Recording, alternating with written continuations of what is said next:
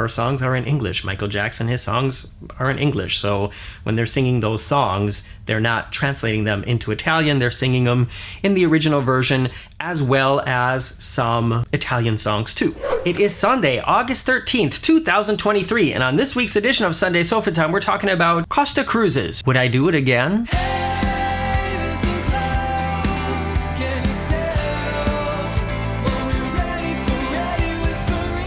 Welcome back to the very unofficial travel guides. I'm Morgan and I travel all around the world to popular and not so popular tourist destinations to give you a very honest, unofficial look at what it's like to be there. And I'm currently on the gigantic Costa Smeralda cruise ship. And no, I am not here training to be a football referee. I'm just kind of running out of shirts and this is the last one I had. If you have been around the very unofficial travel guides for a while, you know I have cruised with several different cruise lines and I'm going to try to name all of them right now. Costa, MSC, Royal Caribbean, NCL, Disney, AIDA, Mein Schiff, Celebrity, and Virgin Voyages. I think I got them all. I've made videos about all of them and you know, the very unofficial travel guides now has close to 18 million views and that's a lot of people who have come to the channel looking for information, and I am always really happy to be that person for all of you. And you know, here on the very unofficial travel guides, I'm not sponsored by anybody. I don't get invitations. I go and I do what I want and then I tell it like it is, and that's what I'm going to be doing in this video, is telling you exactly how I feel as somebody who has experienced a lot of different cruise lines and who can speak 2 different languages but not Italian, how I feel about cruising with this company again. And I'm going to do something totally different this time and give you the short version of the answer right away in the beginning of the video, and that is yes, I would, or yes, but. And it's the buts that probably are going to make this an interesting video for you, so just keep watching if you're into buts. I flew to Barcelona, stayed one night close to La Ramblas, and took the very convenient cruise port bus from the city over to the port. Most of the ports we are stopping at on this cruise are popular Mediterranean ports. The only one that I've only been to once before was Ibiza. Fantastic place to visit.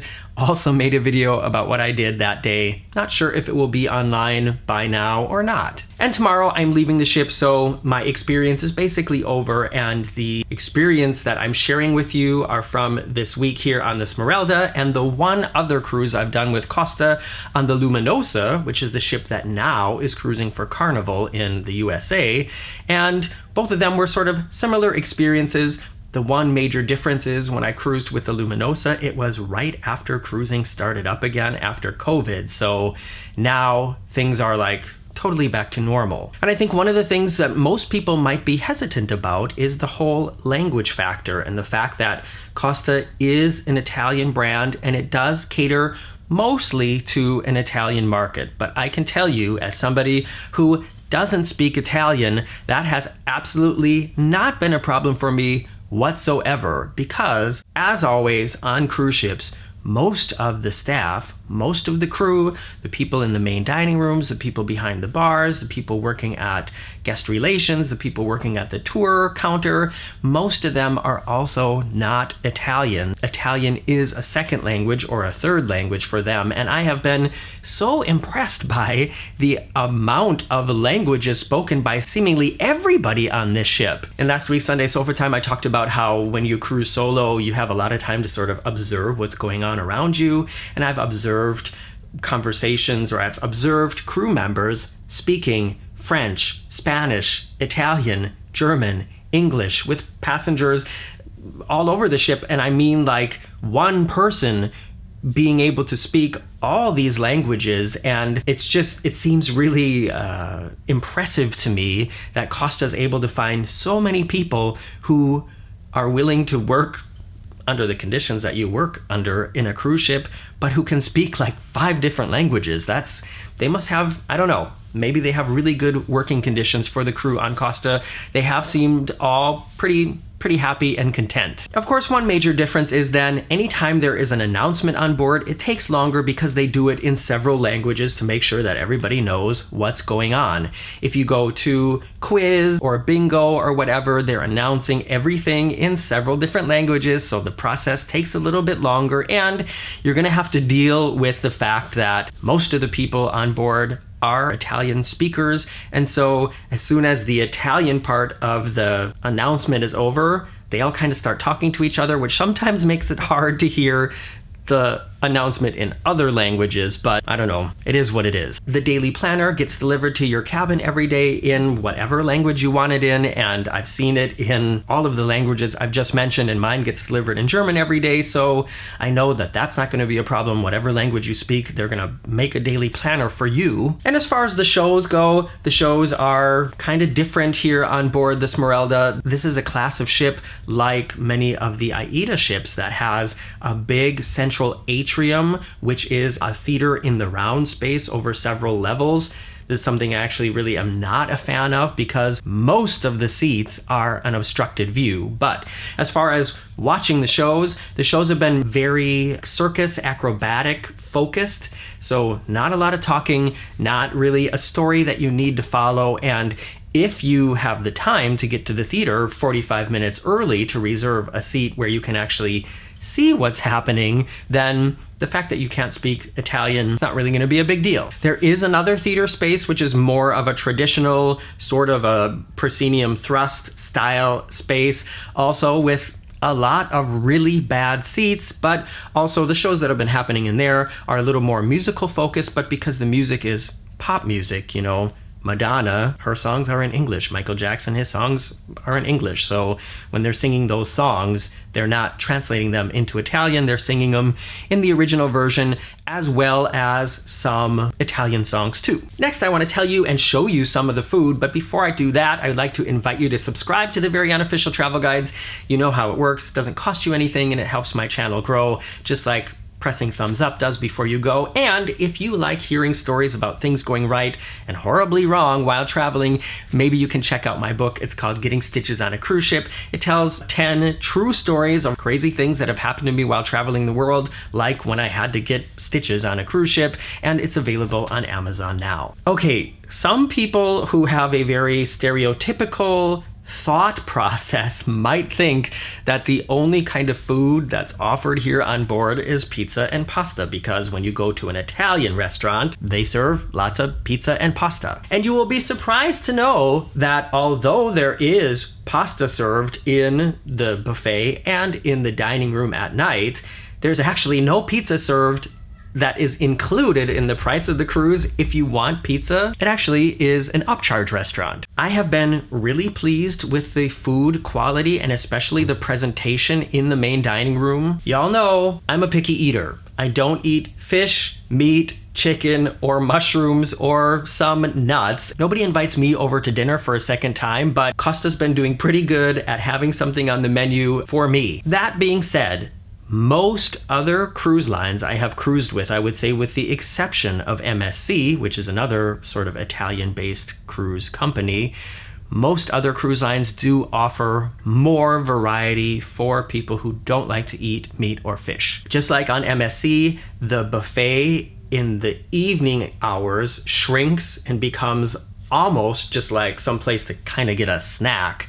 You're kind of, I don't want to say forced, but the best option is to go to the main dining room at night. And if you're somebody who prefers to go to the buffet, then Royal Caribbean or NCL or Disney. Actually, I don't know if I ever went to dinner in the buffet on Disney. So many other cruise lines offer a full buffet for breakfast, lunch, and dinner. And Costa is basically just breakfast and lunch, and dinner is kind of like a glorified snack bar. Let's call it that. And especially the desserts have been phenomenal. Some of the best, tastiest, prettiest presented desserts I've ever had on a ship. And I don't have a sweet tooth, but I've had a dessert every night except for one now, and I can definitely feel it here. I have not had a chance to try one of the specialty restaurants, and I don't think I will before the cruise is over, but I think the prices are pretty reasonable. One example I can give you is the sushi bar offers for lunch 18 euros all you can eat, and for dinner I think it's 33 euros all you can eat. And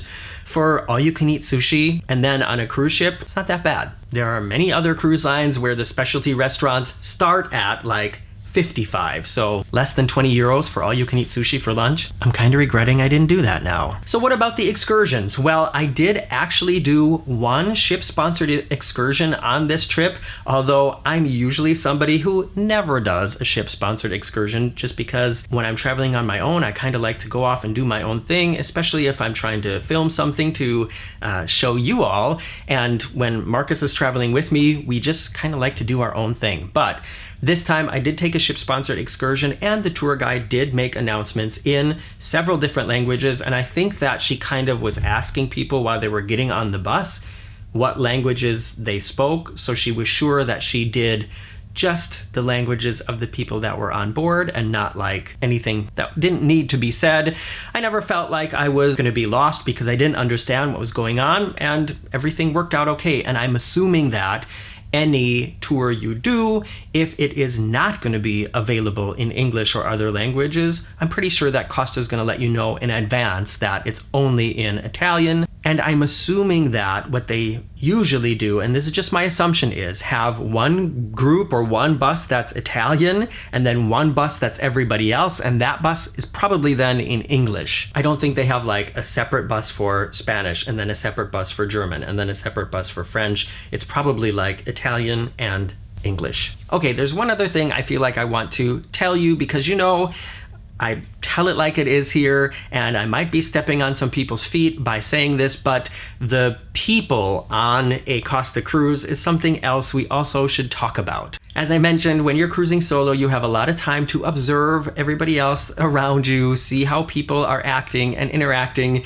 not only with each other, but also with the staff. And this cruise is, I don't know, there's probably like 80% of Italians on here, and then everybody else is a mix of Spanish, French, German, and I really haven't heard a lot of other people speaking English. However, when I walk down the hallway at night, they always have the cruise planners stuck in the door numbers, and you can see there's like, well, hold on, I'll show you.